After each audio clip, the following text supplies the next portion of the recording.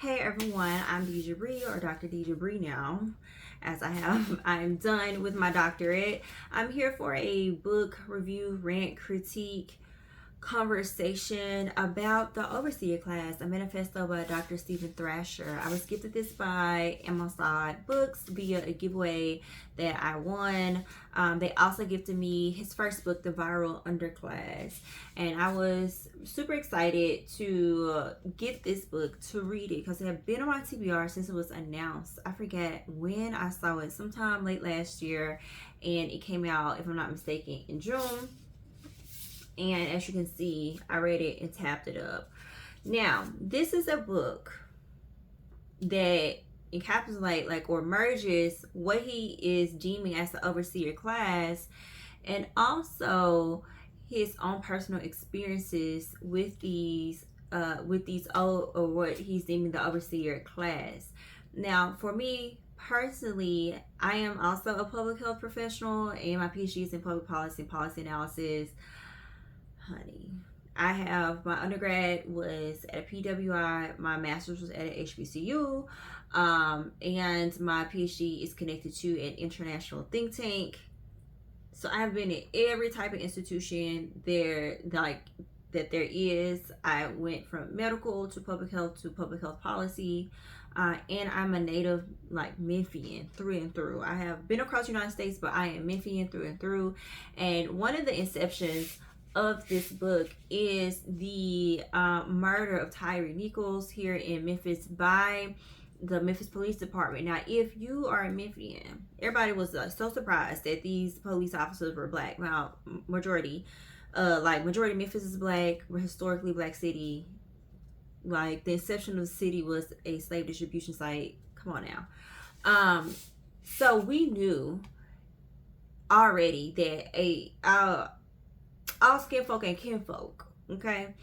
So with this book, it opens up with the day that Tyre Nichols was killed and how police are probably the most prominent overseer class of anybody else. I think everyone had, let me not say that.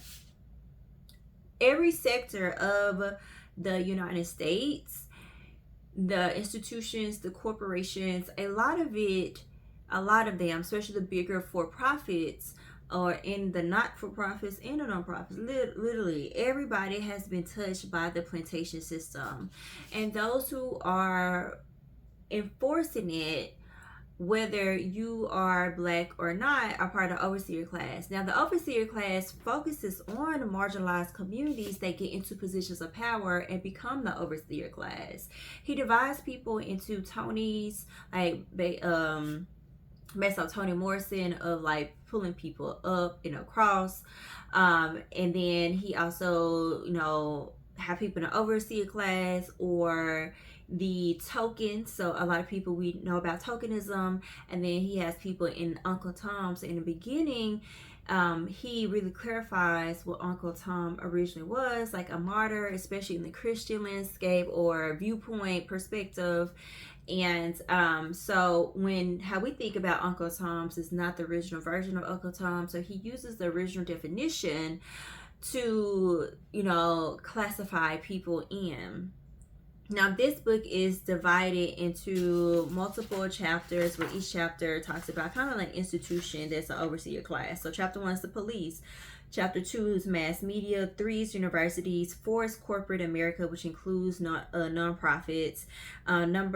Chapter 5 is the United States Armed Forces, and 6 is elected politicians. My two favorite chapters was mass media and elected politicians. Mass media, for me, he really explained some of the media that I don't consume and have not consumed, and the media that and he breaks it down and how these actors and screenplays and everything really adds to coaching people or motivating people to also be their own type of overseer class, or to be at least used to it. All propaganda, right?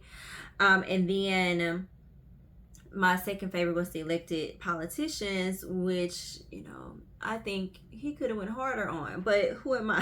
Who am I? I think he did say like this is kind of the beginning of this type of research and looking at how these things, how the overseer class manifests across all types of institutions within the United States.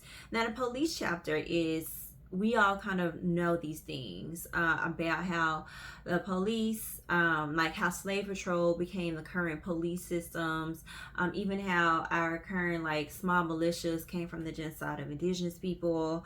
So these things are really engraved and have come from genocide and implementation. He really connects us back to the pro-Palestine events. I'm calling pro-Palestine because after the mother people, okay? So you know, I was especially getting in the chapter where he mentioned like one of my favorite shows is The Flash, and how Jesse L. Martin, who is this like black man who becomes the adoptive father of Barry Allen, who becomes the Flash. A lot of that show is propaganda. It is the show is more lighthearted and it's propaganda, but if you read the actual Flash comics, it's a little dark. And I always tell people like my favorite military propaganda, Transformers. I would sit down and especially Transformers 1 and 2. I eat it up. I'm gonna sit there and be like this, and like you would hear me say during the movie, like, this is great military propaganda, and it did work. It did work. How many people you know enlisted just to get a Camaro? It was really great. It was really great. Mass media, he kind of, well, this is how we kind of mean to like the mass media aspects. He talks about some of our most prominent black actors and how they played into the racial over and undertones of just like the propaganda of it all. I really enjoyed how he talks about how we're just like being fed these things, and it's meticulous. In Hollywood, they really didn't care about any of it in the grand scheme of things, because as long as they can make the money off of it, yeah, you know how that goes. He even talks about the Bill Cosby, how mass media, and in my mind, when I was reading the first 2 chapters, I connected how rape culture is connected to like the mass media and propaganda and police. Yeah, absolutely. And then as we go into the 3rd chapter, really talk about university settings, and he really focuses on higher education's admin. And what I really wanted more for this chapter, because I really do appreciate his own personal experiences, and he brings in what was happening during the Palestine protests at these major universities, Ivy Leagues. Honey, anybody who know me personally, I ain't never cared for them, but you know, in the grand scheme of things, like how all this is really connected to Palestine. Now, what I really wanted more from this chapter, and I think we can dive in more into this as people who have been at the graduate school level, who have interacted with our fellow professors. I think those of us in the HBCU landscape right now, when I'm filming this, there's been conversations about what's been going on at Howard and Tuskegee, and all these things and connect to respectability politics of the HBCUs. I think in the future, or any HBCU graduate can really dive deep into this and how HBCU culture, in order to survive, right? HBCUs still being around, us still having over 100 HBCUs is magic upon itself.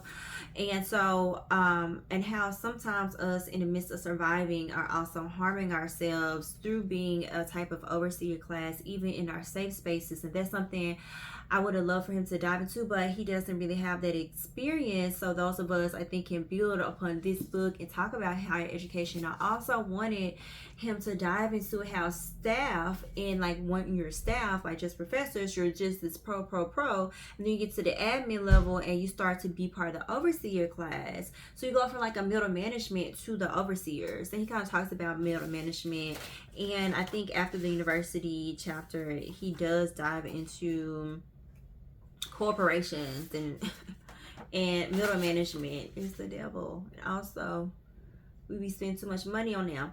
But that's something I really do want to see from the higher education chapter, about how for some reason, what's the disconnect. Now, mind you, a lot of staffers, professors are also trying to operate as overseer classes by how they teach and all of these things. But like, what's the disconnect? I also wanted, one of the things I made note in the margins is like, okay, it's just also a generational thing. We know that our older Black generations, I can only speak as a Black woman from the South. That's all I can speak on. I cannot speak from other marginalized groups. Now, he does talk about other marginalized groups in here. Asians, Latinos, you do have a place in this. Now, as my experience as a Black woman, some of the most pushback and overseerism, if you would, has come from other older Black women. And so I'm a millennial. I'm the end of the millennials, 94 baby. Okay, in the millennials, 96, 97. Top of millennials, 80, 81, 82. So there, even within a millennial generation, since we're such a large generation population, there is a split in difference. So I would even like to see, because he even breaks down how in these higher education spaces that he pulled the statistics on, that a lot of these white, especially the white institutions, their the head people of the police are Black men or Black women, but the campus is mostly white. So you like, very complicated situation.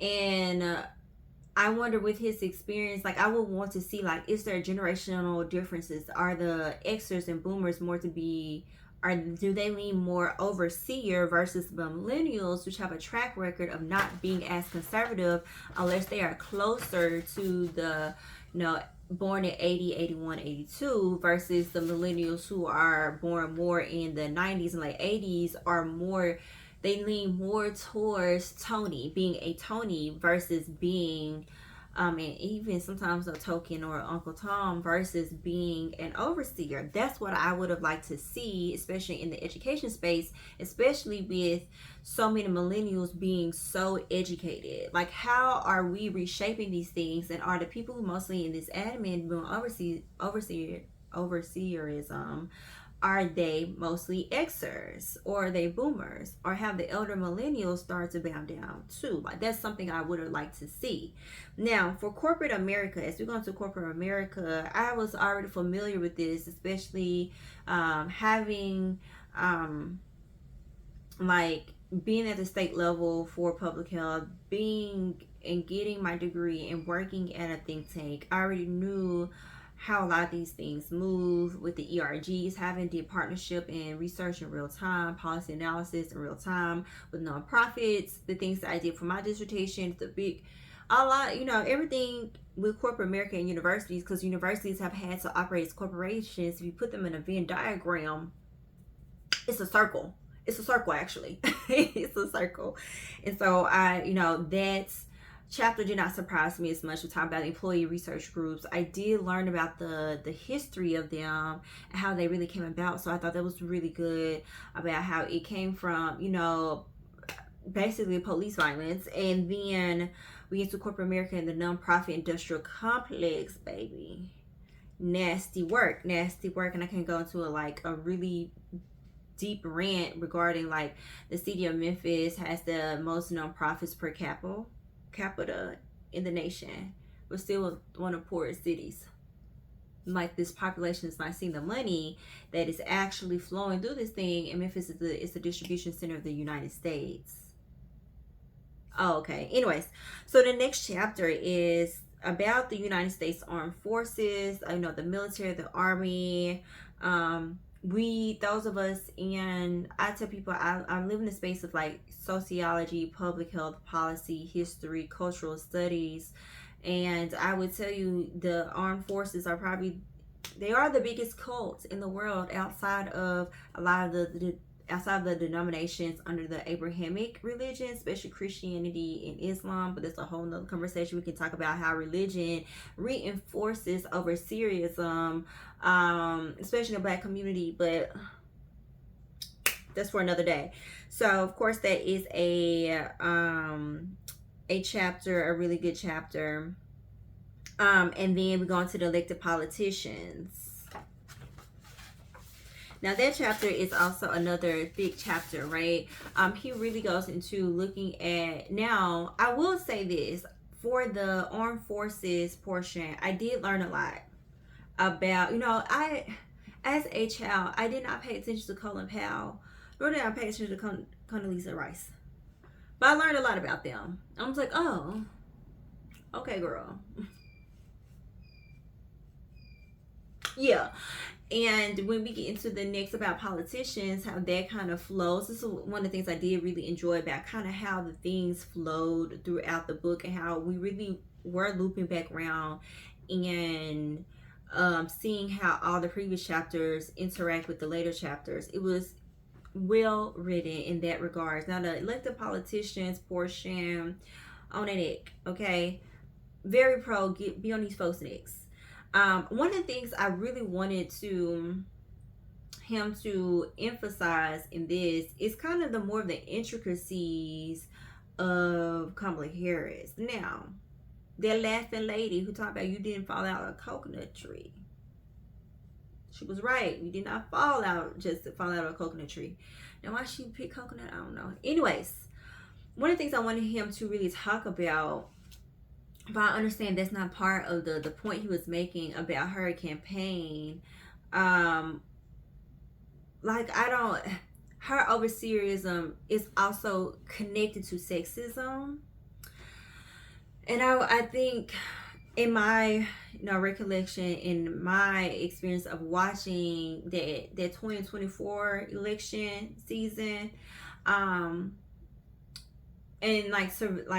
what things and how women have had to kind of survive in these spaces, which is and I don't understand, Stevie cannot speak to this. He is male.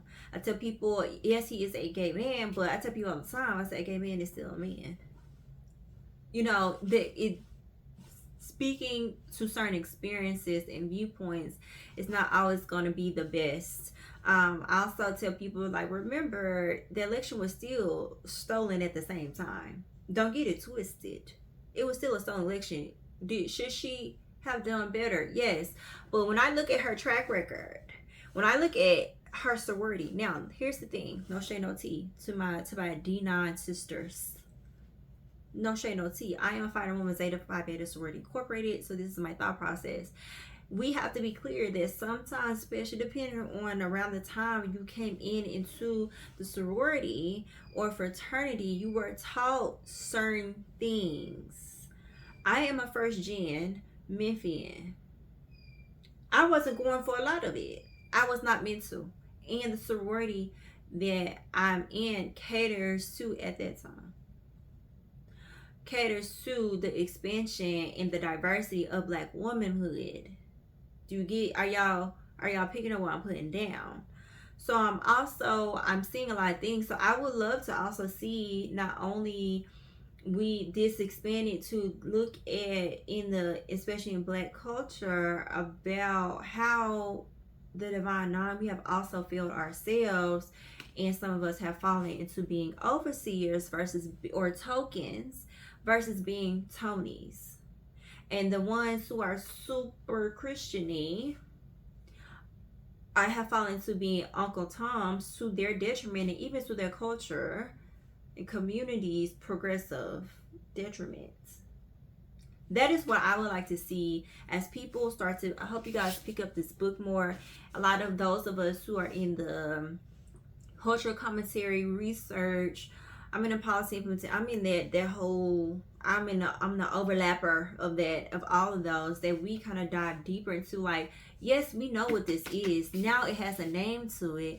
And now, those of us who have the skill set to really start connecting this and communicating this and saying hey, everybody need to check themselves, as more of us get into more positions of power, maybe, I don't know.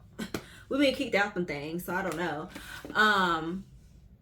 How can we check ourselves to make sure we're not recreating or helping white supremacy recreate this new wheel they're trying to do through the imperialism, through AI, with AI, right? And so there's just so many things I think this can be expanded upon. I think this is a really good foundation, especially for people who have not thought about these things and what they're ingesting, what they're imbibing, as a good reflection on like, how have I been an overseer at any time, or have I been a Toni? And if I have been an overseer at any time, can I forgive myself and move forward and course correct? That's my rant, review, critique, whatever. Pick this up as I was picking up for your local library, directly from the author. Bookshop.org, which is the Amazon alternative to it's the Amazon alternative, and it goes towards your favorite independent bookstore.